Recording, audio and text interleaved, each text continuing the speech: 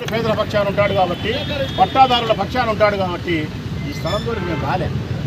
ఒకవేళ ఈ స్థలం తీసుకొని రోడ్డు కింద చేయాలనుకుంటే ఈ స్థలం విలువ సెంటు 40 లక్షలు ఉంది. ఇక్కడ సెంటు 40 లక్షలు తక్కువ లేదు. ఇక్కడ సెంటు 40 లక్షల రూపాయలు విలువ చేసే ఈ స్థలానికి ఏదేమైనా రోడ్డు వెడల్పు చేయాలనుకుంటే సెంటు 45 లక్షల రూపాయలు పేదవాళ్ళకి ఇచ్చి ఇలా స్థలం తీసుకుంటాం. లేదప్ప దౌర్జన్యం చేస్తారా మీరు?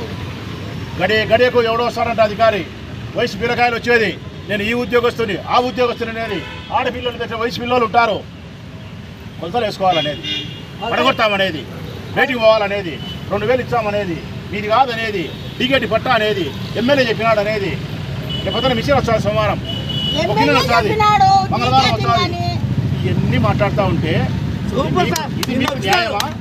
మీకు న్యాయమా? ఏమన్నా ఆడపిల్లలు ఉండే ఇళ్ళలోకి, మహిళలు ఉండే చోటికి గడియకు వచ్చి మీరు బెదిరించాల్సిన అవసరం ఏముంది? అపరరాత్రి అర్ధరాత్రి నిద్ర లేకుండా సంవత్సరాల తరబడి వాళ్ళ పట్టాదారులను పట్టుకొని మీరు పీడిస్తారా?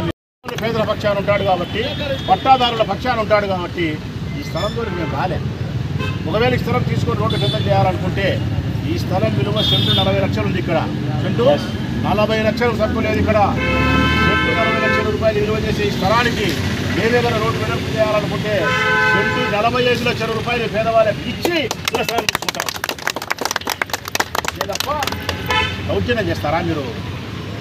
గడియకు ఎవడో వస్తారంట అధికారి, వయసు పిల్లకాయలు వచ్చేది, నేను ఈ ఉద్యోగస్తుని ఆ ఉద్యోగస్తుని అనేది, ఆడపిల్లలు తెచ్చే వయసు పిల్లలు ఉంటారు, కొలతలు వేసుకోవాలనేది, పడగొట్టామనేది, బయటికి పోవాలనేది, 2000 ఇచ్చామనేది, మీది కాదనేది, టికెట్ పట్టా అనేది, ఎమ్మెల్యే చెప్పినాడు అనేది, లేకపోతే మిషన్ వస్తుంది, సోమవారం ఒకరిని వస్తుంది, మంగళవారం వస్తుంది, ఇవన్నీ మాట్లాడుతూ ఉంటే ఇది మీకు న్యాయమా? మీకు న్యాయమా? ఏమన్నా ఆడపిల్లలు ఉండే ఇళ్ళలోకి, మహిళలు ఉండే చోటికి గడియకు వచ్చి మీరు బెదిరించాల్సిన అవసరం ఏముంది? అపరరాత్రి అర్ధరాత్రి నిద్ర లేకుండా సంవత్సరాల తరబడి వాళ్ళ పట్టాదారులను పట్టుకొని